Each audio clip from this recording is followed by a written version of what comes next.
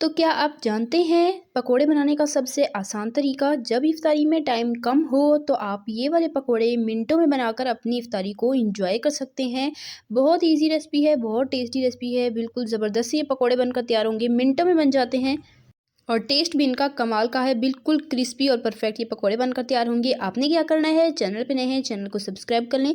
Recipe ज़रा सी पसंद है वीडियो को लाइक कीजिएगा, शेयर कीजिएगा फ्रेंड एंड फैमिली मेम्बर्स के साथ। रेसिपी को बिना स्किप किए एंड तक देखिएगा। रेसिपी स्टार्ट करते हैं। बिस्मिल्लाहिर्रहमानिर्रहीम। सबसे पहले एक बोल लेंगे, इसमें शामिल कर देंगे आलू। तो 3 यहाँ पर मैंने दरमियाने साइज़ के आलू लिए और इन्हें मैंने बिल्कुल लंबाई में चिप्सों की तरह कट कर लिया है। प्याज यहाँ पर मैंने लिया एक दरमियाने साइज़ का, पालक ली एक मुट्ठी के करीब बारीक कट की हुई।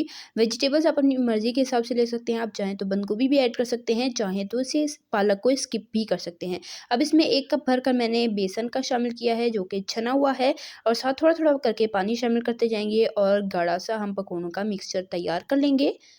तो आलू मैंने इसलिए जूलियन कट किए हैं ताकि पकौड़ों की लुक बहुत ही अच्छी आए। तो यहाँ पर बैटर को मैंने अच्छे से मिक्स कर लिया। अब इसमें कुछ स्पाइसेस जाएंगे। कुटा धनिया इसमें शामिल कर दूंगी 1.5 टीस्पून। कूटी हुई लाल मिर्च इसमें जाएगी 1 टीस्पून भरकर। भुना कुटा जीरा हाफ टी स्पून, पीसी लाल मिर्च हाफ टी स्पून, पीसी हल्दी 1/4 टीस्पून, और साथ में इसमें शामिल कर दूंगी नमक हाफ टी स्पून। नमक और मिर्च आप अपने टेस्ट के अकॉर्डिंग भी ले सकते हैं, जितना आपको चटपटा पसंद हो। पीसा धनिया इसमें जाएगा 1 टीस्पून, और चॉप की हुई हरी मिर्च 1 अदद शामिल करेंगे। हस्बे ज़रूरत हरा धनिया इसमें शामिल करेंगे, और जी हम इसे अच्छे तरीके से मिक्स कर लेंगे। तो देखा आपने कैसे हमने 2 मिनटों के अंदर अंदर पकौड़ों का बैटर तैयार कर लिया। बस अब हम जल्दी से इसे फ्राई कर लेते हैं। और यहाँ पर आप इसका टेक्सचर भी देख सकते हैं, मैंने बहुत ज़्यादा थिक नहीं रखा, बहुत ज़्यादा थिक होगा तो आपके पकौड़े क्रिस्पी नहीं बनेंगे, और अगर बहुत ज़्यादा पतला होगा तो फिर वो आपसे सेट नहीं होगा। इसलिए आपने इसका टेक्सचर का ख़ास ख्याल रखना है। ये देखें, ये देख लें आप, इस तरह का इसका गाढ़ा गाढ़ा सा बैटर होना चाहिए। ऑयल को यहाँ पर मैंने फ्राई पैन में लिया है ताकि पकोड़े बनाना इजी हो जाए। अच्छे से ऑयल को गर्म कर लेंगे। उसके बाद हम इसमें एक एक करके स्पून की मदद से पकोड़े डाल लेंगे। आप चाहें तो हाथ की मदद से भी डाल सकते हैं, मैं स्पून की मदद से डाल रही हूँ। छोटे छोटे पकोड़े बना लूँगी इसके।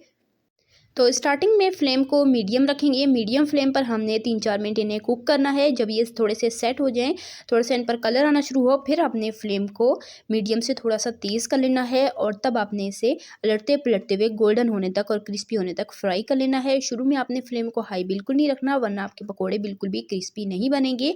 तो यहाँ पर तकरीबन 3 मिनट हो चुके हैं और पकौड़े अच्छे से सेट हो चुके हैं। एक साइड पर बहुत ही खूबसूरत सा कलर आ चुका है, इनकी साइड चेंज कर लेंगे, और दूसरी साइड पर भी 3-4 मिनट हम फ्राई कर लेंगे। ये जो पकोड़े जुड़ गए हैं इसका कोई मसला नहीं है, जैसे जैसे फ्राई होते जाएंगे खुद ही ये अलहदा हो जाएंगे बहुत ही ईजीली। तो कोई इसमें मसले की बात नहीं है। अगर तो आपको रेसिपी ज़रा सी पसंद आ रही है, वीडियो को लाइक करें, शेयर करें फ्रेंड एंड फैमिली मेम्बर्स के साथ। चैनल पे नए हैं चैनल को सब्सक्राइब कर लिया करें, इससे हमारी हौसला अफजाई होती है, हमें पता चलता है कि हम कैसा काम कर रहे हैं। तो अपने चैनल को सब्सक्राइब ज़रूर करना है। प्यारा सा कीमती सा कमेंट करके मुझे बताइएगा आपको मेरी रेसिपी कैसी लगी, और आप मेरे चैनल पर किस तरह की रेसिपीज़ देखना चाहते हैं। पकौड़े यहाँ पर देखें बातों ही बातों में फ्राई भी हो चुके हैं, इसे निकाल लेंगे। सेम तरीके से सारे पकौड़े हम बना लेंगे। और देखा जी आपने, माशाल्लाह अल्हम्दुलिल्लाह से हमने कैसे मिनटों में झटपट मज़ेदार से पकोड़े बनाकर तैयार कर लिए हैं। केचप के साथ, चटनी के साथ सर्व करें, चाहें तो एज़ इट इज़ सर्व करें। बहुत ही टेस्टी रेसिपी है, ट्राई ज़रूर कीजिएगा, और कमेंट में अपना फीडबैक दीजिएगा कि आपको मेरी आज की रेसिपी कैसी लगी है। तो आपने ट्राई की है और आपकी कैसी बनी, या भाई आपने मुझे कमेंट में ज़रूर बताना है। और यहाँ पर आप देख सकते हैं माशाल्लाह कितनी अच्छी लुक आई है और कितना ही खूबसूरत इन पर कलर आया है।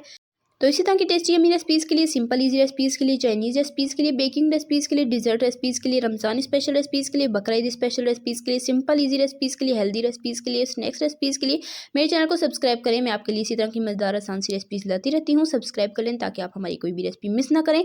इंशाल्लाह फिर मिलेंगे नेक्स्ट मज़ेदार ज़बरदस्त और आसान सी रेसिपी के साथ। तब तक के लिए अल्लाह हाफ़िज़। अपना रखिएगा ढेर सारा ख्याल, दुआओं में याद रखिएगा। अल्लाह हाफ़िज़।